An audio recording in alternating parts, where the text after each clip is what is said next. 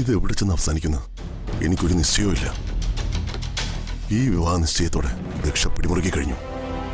ആ പിടിയിൽ നിന്നും ഒരു രക്ഷ ഇനിയില്ല. ശ്രീകുട്ടിയുടെ ചികിത്സ എങ്ങും എത്തിയിട്ടുമില്ല. മംഗലേശ്വരി വീടിന്റെ പടികേറാൻ പോകുന്നത് സഞ്ജനയാണെങ്കിൽ നമുക്കവിടെ നിന്ന് ഇറങ്ങേണ്ടി വരും.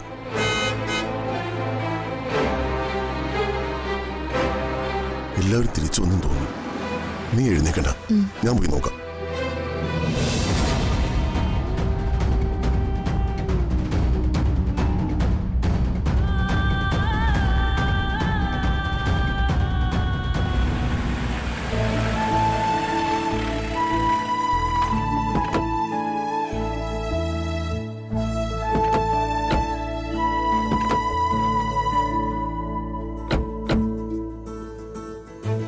ഇതാ സ്ഥലം.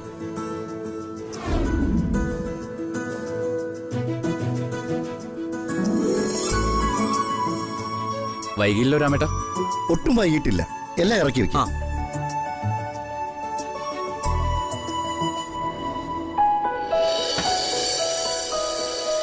അല്ല, ഈ കുട്ടി ഡോക്ടർ തിരുമേനിയുടെ വേളി കഴിഞ്ഞു?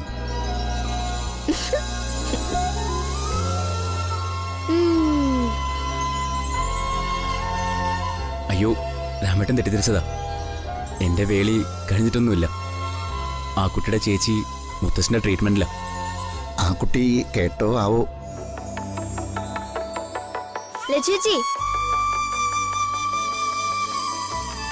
അതെ, രാമേട്ടൻ ചോദിച്ചത് കേട്ടോ. ലച്ചു ചേച്ചി ഗോവിന്ദ് തിരുമേനിയുടെ വേളിയാണോന്ന്. തെറ്റുപറ്റത്തത് ആർക്കാ?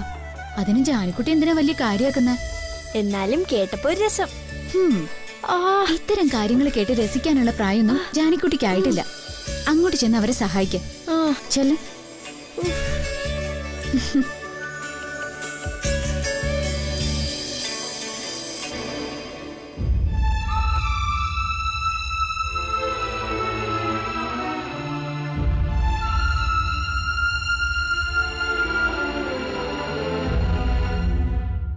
അത് അന്ന് കണ്ട അമ്മയല്ലേ?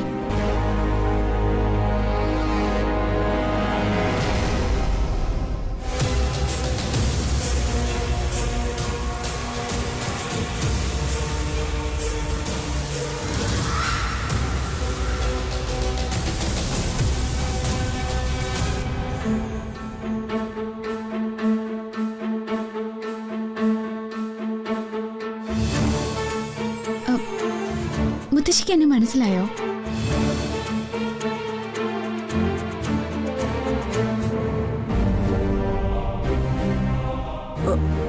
ഗൗരി, അമ്മേ, ഞാൻ ലക്ഷ്മിയാ. ഒരിക്കൽ മുത്തശ്ശി കൂട്ടം തെറ്റി അപകടത്തിൽപ്പെട്ട് റോട്ടി വീണ് കിടന്നപ്പോ ഹോസ്പിറ്റലിൽ കൊണ്ടുപോയത് മറന്നോ? ഓർമ്മയില്ലേ മുത്തശ്ശി? മുത്തശ്ശി എന്താ ഒന്നും പറയാത്തെ? ഇവരങ്ങനെ ആരോടും സംസാരിക്കാറില്ല മോളെ. എനിക്ക് മുത്തശ്ശിയെ അറിയാം. എങ്ങനെ? ഈ മുത്തശ്ശി ഒരു ദിവസം ആക്സിഡന്റിൽ പെട്ട് കിടന്നപ്പോ ഞങ്ങളാ ഹോസ്പിറ്റലിൽ എത്തിച്ചത്. അത് സഞ്ജയ് പണിക്കർ സാറല്ലേ? ആ കൂട്ടത്തിൽ കുട്ടി ഉണ്ടായിരുന്നു? ഉണ്ടായിരുന്നു. നിങ്ങളെ ആരെങ്കിലും ഒന്ന് കാണാൻ കഴിഞ്ഞതിൽ മഹാഭാഗ്യമൊന്നേ പറയാനുള്ളൂ. അന്ന് ഞങ്ങളൊരു തീർത്ഥാടനത്തിന് വന്നതാ. ഇവർ കൂട്ടം തെറ്റിപ്പോയി. വിവരമറിഞ്ഞ് ഞങ്ങൾ ഹോസ്പിറ്റലിൽ വന്നപ്പോൾ ഹോസ്പിറ്റലിൽ എത്തിച്ചവർ പോയിരുന്നു. എങ്കിലും ഹോസ്പിറ്റലിൽ നിന്ന് സഞ്ജയ് പണിക്കർ സാറിൻ്റെ ഫോൺ നമ്പർ കിട്ടിയിരുന്നു. വിളിച്ച് നന്ദി പറഞ്ഞപ്പോൾ എന്ത് സഹായം വേണമെങ്കിലും ചെയ്യാമെന്ന് പറഞ്ഞു. 2 ആഴ്ച മുമ്പ് ഞാൻ സഞ്ജയ് പണിക്കർ സാറിനെ വിളിച്ചായിരുന്നു. 5 ലക്ഷം രൂപയാണ് ഞങ്ങൾക്ക് അയച്ചു തന്നത്. എല്ലാത്തിനും നന്ദിയുണ്ട്. പിന്നെ സാറിനോട് പറഞ്ഞ് ഒരു തവണ അദ്ദേഹത്തെ ഇങ്ങോട്ട് കൂട്ടിക്കൊണ്ടുവരണം.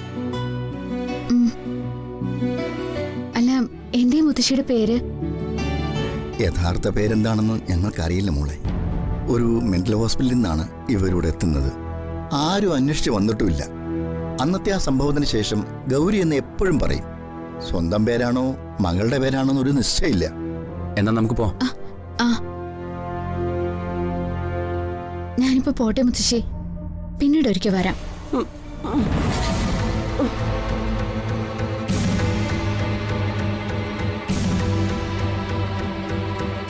എന്തായി കാട്ടുന്നേ? ആ കുട്ടിക്ക് പോണ്ടേ? ഞാൻ നാളെ വരാം മുത്തശ്ശി.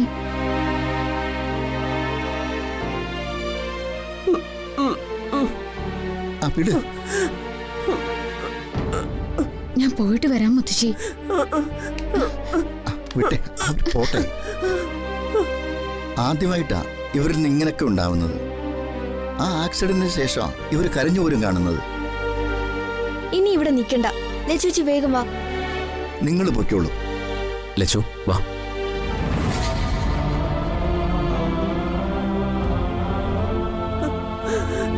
മോളെ ഗൗരി, നീ പോവാണോ? ഗിരി പോയി, ഗൗതവും പോയി, എല്ലാവരും പോയി. ഓളും അമ്മയെ വേണ്ടെന്ന് വെച്ച് പോയി.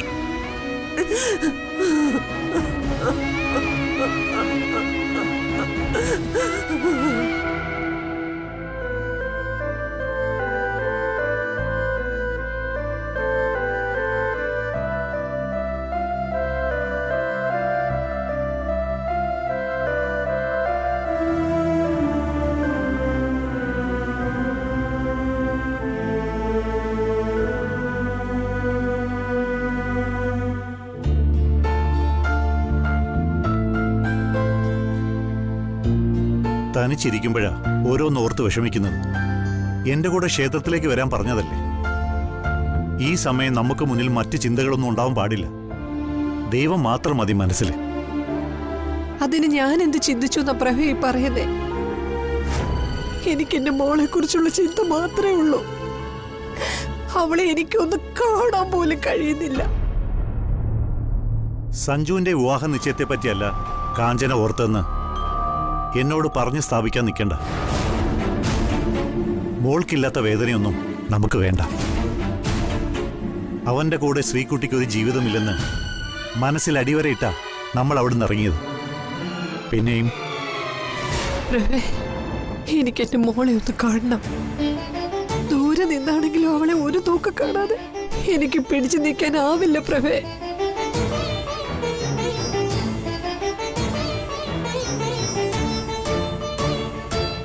ഇങ്ങനെ ഒരു ചികിത്സയുണ്ടോ? നമുക്ക് മൂസ് പറഞ്ഞ സമയം വരെ കാത്തിരിക്കാം. കാഞ്ചനെ ഒന്ന് ഓർക്കണം, എല്ലാവരും കൈ ഒഴിഞ്ഞ ശേഷമാ നമ്മൾ ഇവിടെ എത്തിയത്. ഇനി പ്രതീക്ഷ പുലർത്തി പോകാനും നമുക്ക് വേറെ ഇടമില്ല. നമ്മുടെ അവസാന അഭയസ്ഥാനോ ഇത്. ഇത്രയും ദിവസമായിട്ടും ഇവിടുത്തെ ട്രീറ്റ്മെന്റ് കൊണ്ട് എന്തെങ്കിലും പുരോഗതി ഉള്ളതായിട്ട് മൂസ് പറയുന്നില്ലല്ലോ പ്രഭേ. നമ്മുടെ മനസ്സമാധാനത്തിന് വേണ്ടിയെങ്കിലും ഒരു ആശ്വാസമാക്ക് തിരുമേനിക്ക് പറഞ്ഞുകൂടെ? അത്തരം കാര്യങ്ങളിലാ ഞാൻ ആ വലിയ മനുഷ്യനെ വിശ്വസിക്കുന്നത്. മുമ്പ് ഞാൻ ഇതുപോലെ ദൈവത്തെ അമിതമായി വിശ്വസിച്ചിരുന്നില്ല. നിസ്സഹായനായ മനുഷ്യന് ദൈവം എന്താണെന്ന് ഞാൻ പഠിച്ചത് ഇപ്പോഴാ.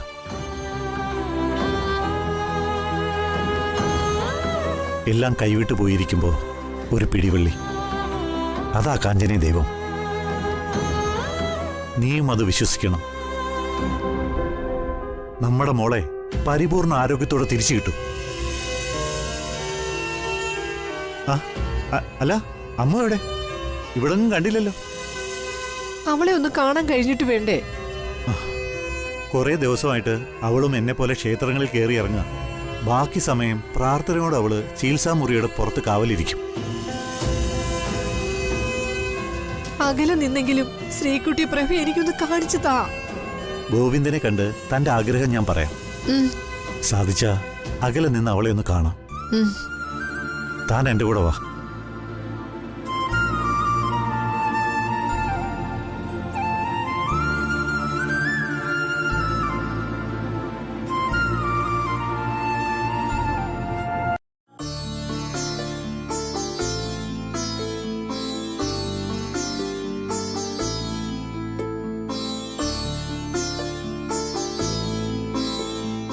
തിരുമേനി നമസ്കാരം. ഇവിടെ സൗകര്യങ്ങളൊക്കെ കുറവാ. വേണമെങ്കിൽ വീട്ടിലേക്ക് ഒന്ന് പോയിട്ട് വരാം. ചികിത്സ കുറച്ച് ദിവസം കൂടി ഇതേ രീതിയിൽ മുന്നോട്ട് പോകും. അതങ്ങനെ തന്നെ നടക്കട്ടെ തിരുമേനി. ഞങ്ങൾ ഇവിടെ തന്നെ ഉണ്ടാവും.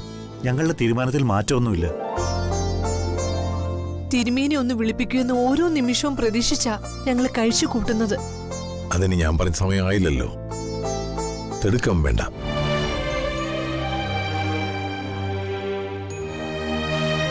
തിരുമേനി ക്ഷമിക്കണം. മോളെ ഒന്ന് കാണാനുള്ള ആഗ്രഹം കൊണ്ട് കാഞ്ചന പറഞ്ഞു പോയതാ. ഒരമ്മയുടെ മനസ്സറിയാൻ എനിക്ക് കഴിയും. പ്രതീക്ഷയോടെ ദൈവത്തിൽ മനസ്സർപ്പിച്ച് കഴിയുക. എല്ലാത്തിനും ഒരു സമയമുണ്ട്. ആ സമയം വരുമ്പോൾ നടക്കേണ്ടതൊക്കെ നടന്നിരിക്കും. ഇതുവരെയുള്ള ചികിത്സയെപ്പറ്റി തിരുമേനിക്ക് ഉറപ്പായിട്ട് ഒരു ഫലം പറയാൻ പറ്റും. ചോദിച്ചത് അവിവേകമാണെങ്കിൽ പൊറുക്കണം. ഞാൻ പ്രതീക്ഷിച്ചതിലും വലിയ പുരോഗതിയാ കുട്ടിയിൽ പ്രകടമായി തുടങ്ങിയത്.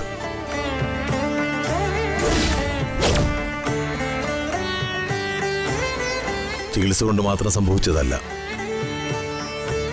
ദൈവത്തിന്റെ ഇടപെടലിൽ നിന്ന് തന്നെ എന്നെക്കുറിച്ച് പറയാം.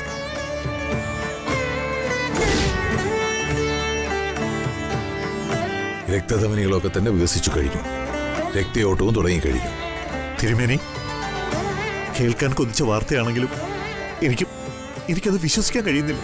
ഇപ്പോ ആ കുട്ടിയുടെ പാദത്തിൽ സ്പർശിച്ചാൽ അവളത് അറിഞ്ഞു തുടങ്ങിയിട്ടുണ്ട്. എല്ലാം മഹാദേവന്റെ കൃപാകടാക്ഷം. കാഞ്ചനെ, നമ്മുടെ മോള്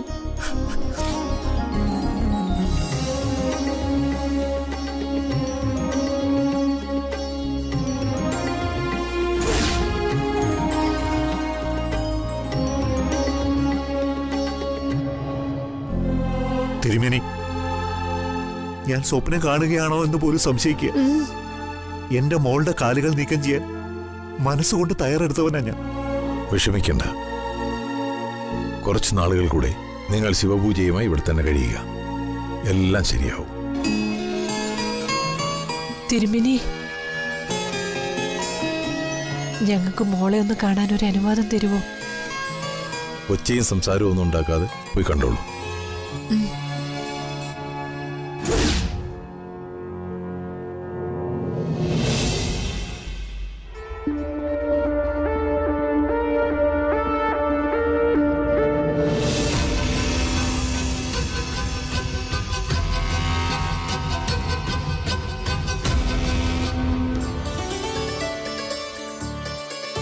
എത്രയോ വർഷങ്ങളായിട്ടുള്ള കാത്തിരിപ്പായിരുന്നു മംഗലശ്ശേരിയിൽ ഒരു കുഞ്ഞിക്കാല് കാണാൻ വേണ്ടി. ഇപ്പോഴാ അതിനുള്ള ഭാഗ്യം കൈവന്നിരിക്കുന്നത്.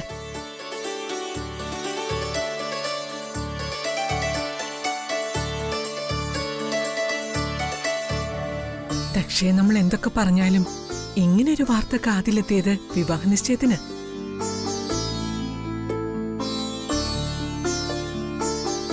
അവള് പറഞ്ഞതുപോലെ പാപങ്ങളൊക്കെ ഒഴിഞ്ഞു നിൽക്കുകയാണോ അച്ഛ? അതാ സത്യമെങ്കിൽ നമുക്ക് അംഗീകരിച്ചു കൊടുക്കുക. കാവേരി എപ്പിച്ച് അവിടെ തലചുറ്റി വീണന് എന്തിനാ ഇല്ലാത്ത അർത്ഥമൊക്കെ കൊടുക്കുന്നത്? അവരുടെ പ്രസംഗം കേട്ടപ്പോ ഞാൻ മിണ്ടാതിരുന്നത് മുത്തച്ഛനെ മാത്രം ഓർത്താ. അവിടെ വെച്ച് ദിവ്യഗർഭം ഉണ്ടായെന്നും അല്ലല്ലോ. സഞ്ജു, അതിര് വിട്ട് സംസാരിക്കല്ലേ. വിട്ടേക്ക് മോനെ, പറയുന്നവർക്ക് എന്തും പറയാനല്ലോ. എന്തായാലും അങ്ങളെ, ഈ സന്തോഷ വാർത്ത നമുക്കൊന്ന് ആഘോഷിക്കണം. അങ്കിൾ ഇത് പറഞ്ഞപ്പോ മുതൽ ഞാൻ തീരുമാനിച്ചത്. സഞ്ജു അല്ല എന്നെ ഏൽപ്പിച്ചേക്കുന്നേ. ദിനേശങ്ങൾ ഒന്ന് കൂടെ നിന്ന് നിന്നാ മാത്രം മതി. ഒന്നും വേണ്ട. അമിതമായ ആഹ്ലാദ പ്രകടനമൊന്നും കാണിക്കാതിരിക്കുന്നതാ നല്ലതെന്ന് കവിതേച്ചി പറഞ്ഞു. അതെന്താ കവിത അങ്ങനെയൊക്കെ പറയാൻ? നാളെ ഇതോർത്ത് ഞാൻ വിഷമിക്കാതിരിക്കാൻ. കൂടുതൽ പറയാനുള്ള ശക്തി എനിക്കില്ലമ്മേ. അതല്പം കടന്നുപോയി. കവിത അപ്പച്ചി അങ്ങനെ പറയാൻ പാടില്ലായിരുന്നു. കവിത അപ്പച്ചിക്ക് അതിൽ സന്തോഷിക്കാൻ ഒന്നുമില്ലെങ്കിൽ വിട്ടേക്കണം. മറ്റുള്ളവരുടെ മനസ്സ് വേദനിപ്പിച്ചിട്ട് എന്ത് സുഖം അപ്പച്ചി നേടാൻ പോകുന്നത്? ഒരമ്മയുടെ വില അറിയാത്ത അവളോട് എന്ത് പറയാനാ മോനെ? വയറ്റിലൊരു കുഞ്ഞിനെയും പേറി അവള് നിൽക്കുന്നതെന്നുള്ള ബോധം പോലും അവക്കില്ലാതെ പോയി. നീ അത് കേട്ട് വിഷമിക്കൊന്നും വേണ്ട. എല്ലാം നിശ്ചയിക്കുന്നത് ദൈവം, അല്ലാതെ മനുഷ്യരൊന്നും അല്ല. ഒരു ജീവൻ ഭൂമി പിറക്കണമെന്ന് യോഗം ഉണ്ടെങ്കിൽ അത് നടന്നിരിക്കും. എനിക്കിത് ആദ്യത്തെ പ്രഗ്നൻസി ഒന്നും അല്ലെന്നാ കവിതേച്ചി പറയുന്നത്. കുറച്ച് പ്രായം എനിക്കുണ്ടെന്ന്. ഗർഭം അലസി പോകാനുള്ള സാധ്യത കൂടുതലാണത്രേ. പിന്നെന്താ കവിത പറഞ്ഞത്? മടിക്കാതെ നീ പറ കാവേരി. നല്ല റെസ്റ്റ് എടുത്ത് കിട്ടിയ കുഞ്ഞിനെ പ്രസവിക്കാനാ നോക്കേണ്ടതെന്ന്. ഗർഭം ഒന്ന് കേട്ടപാടെ ആഘോഷിച്ച് കുഞ്ഞിനെ നഷ്ടമായാൽ താങ്ങാൻ കഴിഞ്ഞെന്ന് വരില്ലെന്ന കവിതേച്ചിയുടെ ഉപദേശം. ഉപദേശം കവിതയുടെ കയ്യിലിരുന്നാ മതി. അവളുടെ മനസ്സിൽ എന്താണെന്ന് ഇവിടെ ഉള്ളവർക്ക് എല്ലാവർക്കും അറിയാം. ഞങ്ങൾക്ക് ഈ കുഞ്ഞിനെ തന്നത് ദൈവമാണെങ്കിൽ അതിന് ദൈവം ഞങ്ങളുടെ കൈകളിലും തരും. ഇനി അതല്ല സംഭവിക്കുന്നെങ്കിൽ എന്റെ ഭാര്യയ്ക്ക് ഒരു കുഞ്ഞിന്റെ അമ്മയാവാൻ ഭാഗ്യമില്ലാന്ന് കരുതി ഞാൻ സമാധാനിച്ചോളാം. മനസ്സുകൊണ്ട് കവിതേച്ച് ശപിക്കാതിരുന്നാ മതി. എന്റെ കുഞ്ഞിനെന്തെങ്കിലും സംഭവിച്ചാ പിന്നെ ഞാൻ ഉണ്ടാവില്ല. നീ നന്നായി സൂക്ഷിച്ചാ മതി കാവേരി.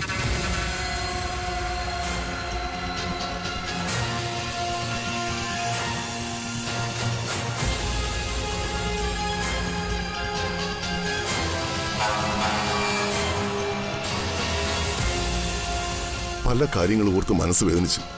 ഒരു ആഘോഷം വേണ്ടെന്ന് വെച്ചതാ ഞാൻ. ഇനി എനിക്കത് ആഘോഷിക്കണം മോനെ. എനിക്കത് കവിതയെ കാണിച്ചു കൊടുക്കണം. വേണ്ടതൊക്കെ ദിനേശ് അങ്കിൾ ചെയ്തോ. എല്ലാത്തിനും ഞാൻ കൂടെ ഉണ്ടാവും.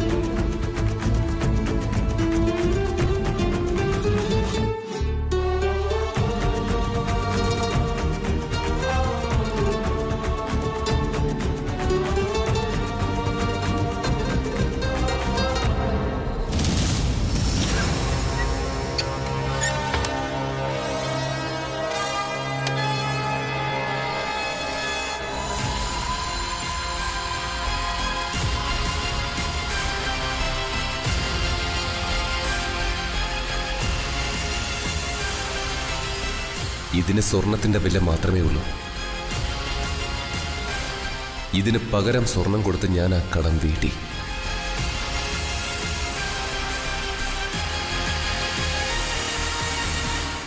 ഇതിന് ജീവന്റെ വിലയാ. പകരം ഞാൻ കൊടുത്തിരിക്കുന്നത് എന്റെ ജീവനാ.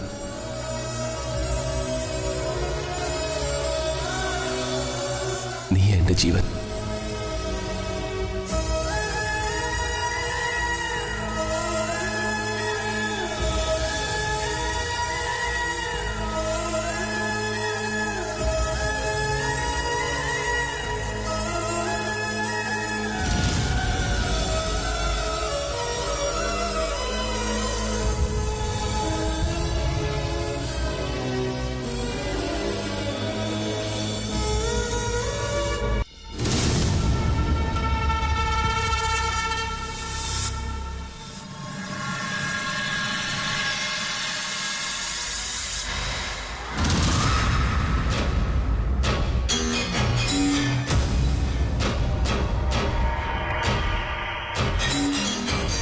മോളെ, വർമ്മ സാർ ഇവിടെ ഇല്ലേ? കാറ് കണ്ടില്ല.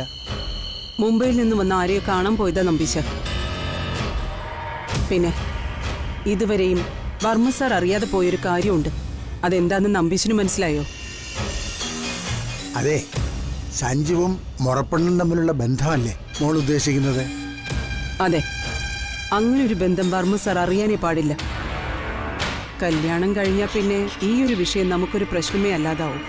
ചികിത്സയ്ക്കെന്ന് പറഞ്ഞ് ഞാൻ നമ്മുടെ ഒരാളെ മനയിലേക്ക് കയറ്റിയിട്ടുണ്ട്. ആ പെണ്ണിന്റെ ചികിത്സ നടക്കുന്ന ഭാഗത്തേക്ക് മറ്റാർക്കും പ്രവേശനമില്ല. എങ്കിലും അവിടെ എന്ത് സംഭവിച്ചാലും വിവരങ്ങൾ അയാൾ അപ്പൊ എന്നെ അറിയിക്കും. എന്ത് വില കൊടുത്തും സ്വാതിയുടെ ശരിക്കുള്ള അവസ്ഥ എനിക്ക് അറിഞ്ഞേ പറ്റൂ. ആ പെണ്ണിന്റെ വെല്ലുവിളി ഇപ്പോഴും എന്റെ കാതുകളിൽ മുഴങ്ങുന്നുണ്ട്. സ്വാതി എഴുന്നേറ്റ് നടന്ന് ചുരുങ്ങിയ ദിവസങ്ങൾക്കുള്ളിൽ തന്നെ കല്യാണ മണ്ഡപത്തിൽ എത്താനുള്ള സാധ്യത 100% പോലും ഇല്ല. ഇക്കാര്യത്തിൽ ലക്ഷ്മിക്ക് ഒന്നും ചെയ്യാനില്ലെന്ന് ഞാൻ വിശ്വസിക്കുന്നത് അതുകൊണ്ടാണ്. ആ ഉറപ്പ് എനിക്കുമുണ്ട്. പക്ഷേ സഞ്ജുവിനെ എങ്ങനെ വിശ്വസിക്കും? വിവാഹ നിശ്ചയത്തിന്റെ തലേ ദിവസം പോലും അവളെ കാണാൻ അവൻ പോയത് മറന്നിട്ടില്ലല്ലോ. സ്വാതി എഴുന്നേൽക്കില്ലെന്ന് ഉറപ്പായാൽ കല്യാണത്തലേന്ന് അവൻ അവളെയും കൊണ്ട് കടന്നു കളയാനും സാധ്യതയുണ്ട്. സഞ്ജുവിന്റെ ഭാഗത്തു നിന്ന് അങ്ങനെ ഒരു നീക്കമുണ്ടായാൽ അതെങ്ങനെയെങ്കിലും തടയണം. അതെന്താ വേണ്ടെന്ന് ഞാൻ ചെയ്തോളാം. ആ, ആ, ആ. മംഗലശ്ശേരിക്കാർ ഇപ്പൊ മുമ്പൊന്നും ഇല്ലാത്ത സന്തോഷത്തിലാ നമ്പീശ. ആ, എനിക്കത് മനസ്സിലായി. പണിക്കർ സാർ എന്നെ വിളിച്ച് ഓഡിറ്റോറിയത്തിന്റെ കാര്യവും ദിവസക്കുറി അയക്കുന്നതും ഒക്കെ പറഞ്ഞു. ആ, അവരുടെ മേൽ പതിഞ്ഞ പാപദോഷം കുറയുന്നതിന്റെ ആദ്യ ലക്ഷണമല്ലേ മംഗലശ്ശേരിയിൽ പ്രസവിക്കാൻ കഴിയാത്തവളെന്ന് മുദ്ര കുത്തിയ പണിക്കരുടെ ഇളയ മകൾക്ക് ഒരു കുഞ്ഞു പിറക്കാൻ പോകുന്നത്. സത്യം പറയാലോ, സഞ്ജന മോളെ മരുമോളായി സ്വീകരിക്കാൻ ഏറ്റവും കൂടുതൽ ആഗ്രഹിക്കുന്നത് ഇപ്പൊ സഞ്ജുന്റെ അമ്മയാ. എനിക്കും അതറിയാം അങ്കിൾ. സഞ്ജുവിന്റെ ഇപ്പോഴത്തെ മാനസികാവസ്ഥ എന്ത് തന്നെയായാലും അമ്മയുടെ വാക്കിനപ്പുറം സഞ്ജു പോകില്ല. ആ അമ്മ എന്റെ ഭാഗത്ത് തന്നെ ഉണ്ട്. ശ്രീദേവിക്ക് പ്രായശ്ചിത്തം കൂടിയ എല്ലാത്തിനും കാരണക്കാരി അവൾ ഒരുത്തിയ. അവൾക്ക് തോന്നാതിരിക്കോ പ്രായശ്ചിത്തം ചെയ്യണോന്ന്? ആ ഹലോ, ദക്ഷയാണ്.